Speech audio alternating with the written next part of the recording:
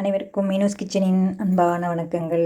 இன்றைக்கி நம்ம கிச்சனில் என்ன பார்க்க போகிறோம் அப்படின்னு பார்த்திங்கன்னா, இன்றைக்கி வந்து நம்ம சூப்பரான பாலக்கீரை கடையல் பார்க்க போகிறோம். இது பார்த்திங்கன்னா, நான் நல்லா ஒரு கட்டு கீரை வாங்கி நல்லா மஞ்சள் உப்பு போட்டு நல்லா அலசி கழுவி, ஏன்னா கொஞ்சம் அது மருந்து வடையெல்லாம் இருக்கும், அதனால் நல்லா அலசி கழுவி எடுத்து வச்சுருக்கேன். இன்றைக்கி நம்ம வந்து தக்காளி சேர்த்து கடைய போகிறோம். நான் வந்து இது வரைக்கும் தக்காளி சேர்த்து கடைஞ்சதில்லை. அப்புறம் எங்கள் ஃப்ரெண்டு ஒருத்தர் சொன்னாங்க தக்காளி போட்டு கடைஞ்சால் ரொம்ப நல்லாயிருக்கும் அப்படின்ட்டு. அதனால் ஒரு தக்காளி நறுக்கி வச்சுருக்கேன். அதாவது பெங்களூர் தக்காளி சின்னது தான். இதுக்கு பார்த்திங்கன்னா ஒரு பச்சை மிளகாய் எடுத்துருக்கேன், ஒரு கைப்பிடி சின்ன வெங்காயம், இதுக்கு வந்து ஒரு 50 கிராம் துவரம்பருப்பு இந்த மாதிரி வேக வச்சு எடுத்து வச்சுருக்கேன். இப்போ இதை வந்து நம்ம கடாயில் குக்கரில் தான் போட போகிறேன். ஒரு விசில் விட்டு நம்ம எடுத்துக்கலாம். இப்போ இந்த வெங்காயத்தையும் தக்காளியும் வந்து நல்லா கொஞ்சம் எண்ணெயில் வதக்கி விட்டுட்டு கீரையும் வதக்கி பருப்பு தண்ணி ஊற்றி நம்ம வேக விடலாம். நான் அடுப்பில் குக்கர் வச்சுட்டு இதுக்கு ஒரு ஸ்பூன் ஆயில் சேர்த்துக்கிறேன். ஏன்னா அந்த வெங்காயத்தை நம்ம வதக்கிறதுக்கு தான். அப்புறம் கடைசியாக தாளிக்க சொல்லியிருக்காங்க, தாளிச்சிருவோம், அதையும் தாளிச்சிருவோம். இப்போ இந்த எண்ணெய் சூடானதுக்கப்புறம் நம்ம நறுக்கி வச்சுருக்கேன் நல்ல ஒரு கைப்பிடி சின்ன வெங்காயம் நறுக்கி வச்சுருக்கேன். நிறைய இருக்குது பாருங்கள். இதை நல்லா வதக்கிட்டு அதுக்கப்புறம் நம்ம தக்காளியும் பச்சை மிளகாயும் போட்டு வதக்கிக்கலாம். இப்போ நம்மளோட வெங்காயம் நல்லா வதங்கிடுச்சு. இப்போ தக்காளியும் பச்சை மிளகாயும் சேர்த்துக்கலாம். சேர்த்துட்டு கொஞ்சம் உப்பு சேர்த்துடலாம். இந்த தக்காளியை வதங்குறதுக்கு உப்பு சேர்த்துக்கலாம். இது நல்லா வதக்கிக்கலாம். இப்போ நம்மளோட தக்காளி வெங்காயம் நல்லா வதங்கிடுச்சு. இப்போ நம்ம இதோட கீரையை நம்ம சேர்த்துக்கலாம். நல்லா கழுவி எடுத்து வச்சுருக்கேன். ஒரு 2 கைப்பிடி கீரை இருக்குது. இதெல்லாம் பார்த்திங்கன்னா பாலக்கீரை ஒரு கட்டு 30 ரூபா.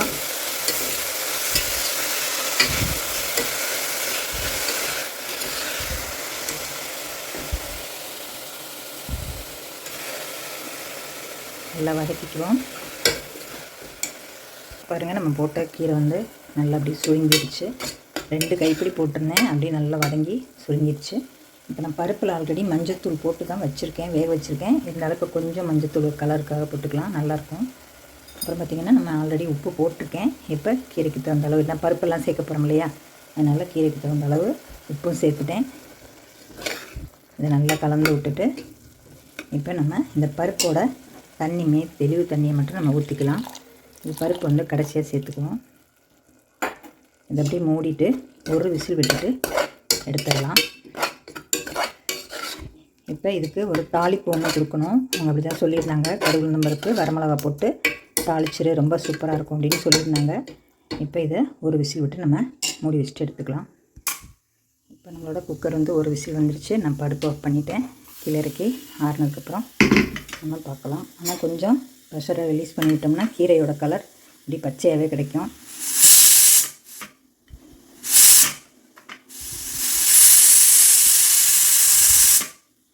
கீரை ரொம்ப நேரம் வேகிறதில்ல, சீக்கிரம் வெந்துடும். இப்போ நம்மளோட ப்ரெஷரை வந்து ரிலீஸ் பண்ணியாச்சு. பாருங்கள், இப்போ சூப்பராக அதே பச்சை கலரில் சூப்பராக இருக்குது கீரை. நல்ல கலர் மாறாமல் இருக்குது. இந்த சமயத்தில் நீங்கள் பருப்பு கடையிற மத்து கூட வச்சு நல்லா கடைஞ்சிக்கலாம். இப்போ நம்மளோட எடுத்து வச்சுக்க பருப்பு அதில் சேர்த்துக்குவோம். நல்லா சேர்த்துட்டு கலந்துட்டு இப்போ நம்ம ஒரு தாளிப்பு மட்டும் கொடுத்துடலாம். இப்போ நம்மளோட கீரை வந்து நல்லா கரண்டினாலே நல்லா மசித்து கடைஞ்சி விட்டாச்சு. எல்லா பருப்பும் சேர்த்துட்டேன் பாருங்கள். எல்லா பருப்பும் சேர்த்து கிண்ணத்தை கழுவி எடுத்து வச்சுருக்கேன். வேணா சேர்த்துக்கலாம், இல்லைன்னா விட்டுடலாம். இப்போ நான் கடாய் வச்சுட்டு அதில் ஒரு ஸ்பூன் ஆயில் சேர்த்துருக்கேன். கொஞ்சமாக நெய் சேர்த்துக்கணும். ஆனால் வந்து நெய் போட்டால் இப்போ நுரைச்சிட்டே வரும்.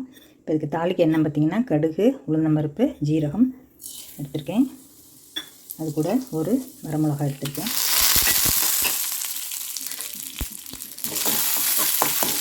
நல்லா பொரிஞ்சதுக்கப்புறம் நம்ம கீரையில் சேர்த்துக்கலாம்.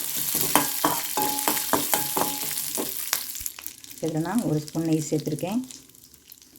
இது நல்லா பொரிஞ்சிடுச்சு. இதை வந்து இப்போ நம்ம கீரையில் சேர்த்துக்கலாம்.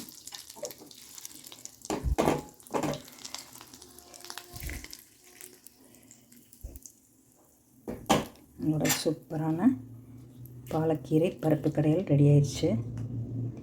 தக்காளி சேர்த்து செய்த பாலக்கீரை பருப்பு கடையல் பாருங்கள், கலர்ஃபுல்லாக எப்படி இருக்குது பாருங்கள். இப்போ நம்மளோட கீரை கடையல் சூப்பராக ரெடி ஆயிடுச்சு பாருங்கள். அருமையாக நல்ல பச்சை கலர் மாறாமல் சூப்பராக.